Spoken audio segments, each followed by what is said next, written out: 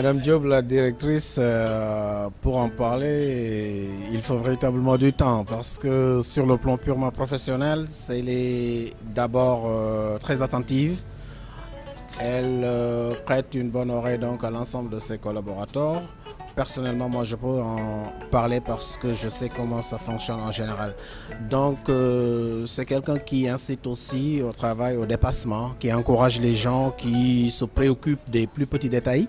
Donc, sur le plan professionnel aussi, elle n'est pas moins rigoureuse, elle est très rigoureuse. Elle demande à chaque fois aussi que les professeurs s'impliquent. S'impliquer signifie tout simplement considérer la chose comme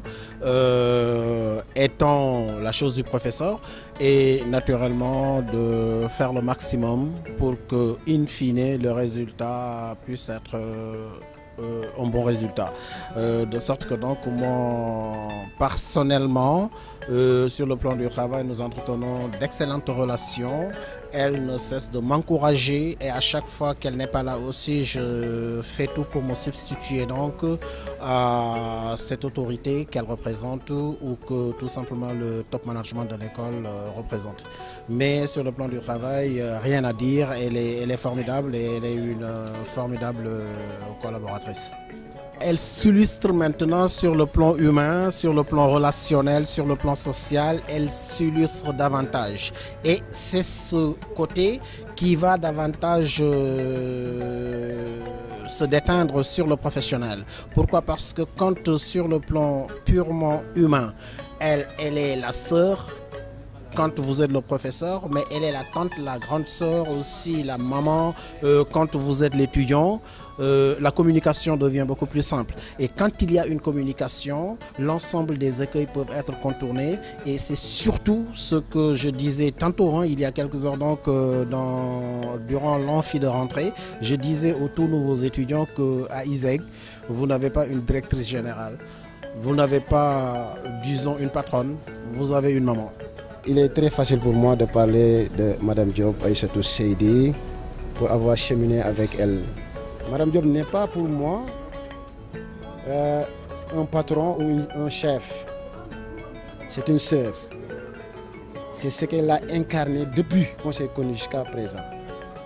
Tantôt, on se retrouve dans son bureau. Elle me dit, Monsieur Fall,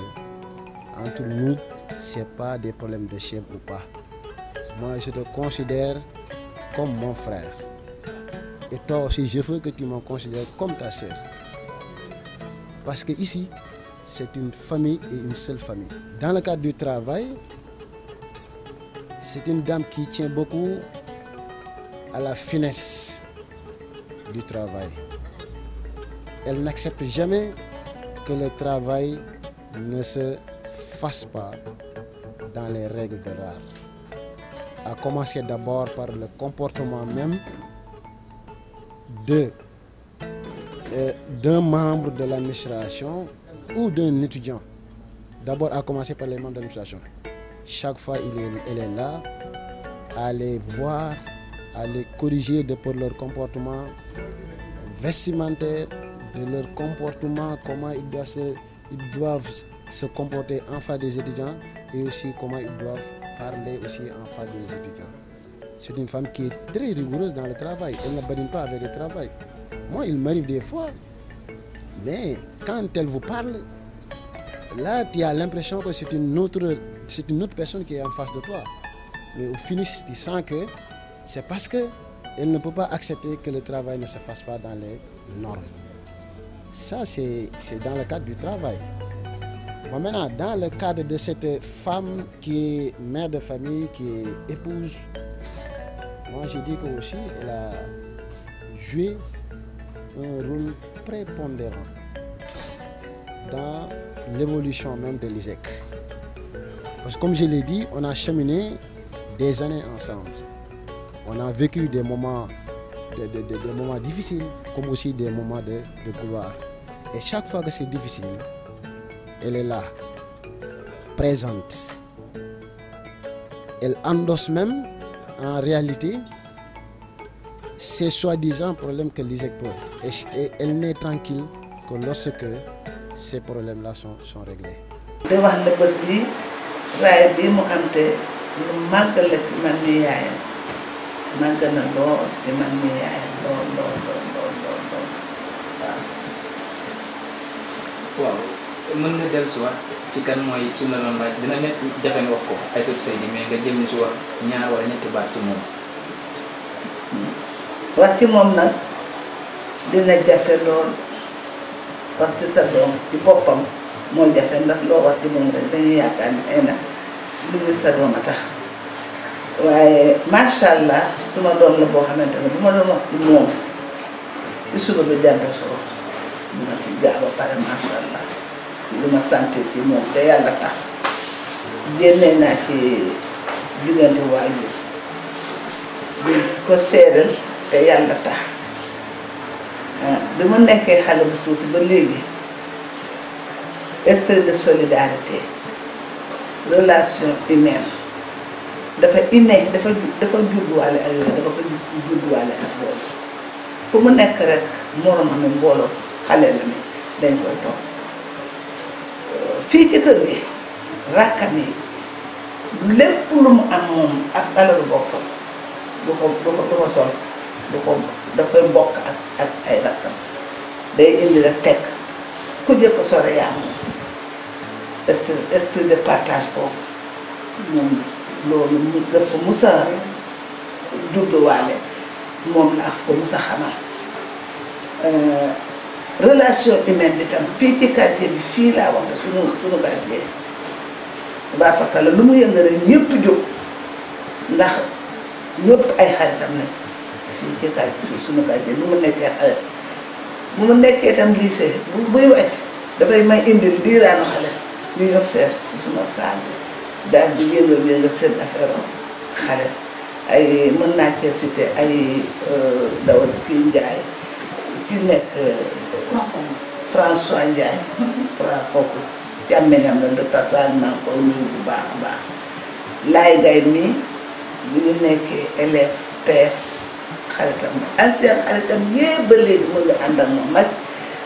Khalifa Sall mii tey maire de Dakar ñoom ñëpp ay camarades d'élèves am lañu PS ñoom ñëpp maa ngi wax rajo ñëpp di ma dégg àddina di ma dégg ñoom ñëpp li may wax mën nañ koo seeral ci seen am ñoom ñëpp relation humaine boo xamante ni depuis démb ba tey mu nekkoon ak ñoom ba léegi moom la nekkee ak ñoom social bi nag tam daf ko judduwaale macha allah daf ko judduwaale lépp lu mu am rek nit ñee ko moom lépp lu mu am fii nit ñee ko moom suma doom yi ndaw yi ñu mu mag ñefekat la macha allah mu nekkee élève nekk élève PS dafa teel a am responsabilité foofu PS ak may dégg bu ko joxee moom moo doon gérer ak affaire bourse ñoom jigéen la mooy njiitu jigéen ñi ñuy toppatoo affaire bourse mais buñ ko toppatoo ñu distribuer ko ci élèves yi ci école yi pardon élèves yi dañuy am seen quota léegi nag bu ko defee rakkam yëpp daf leen di jàppale ba kii toog sama wet kenn ku ci nekk amul rakkam boo xamante ne jàppale raaya bi muy bi ko président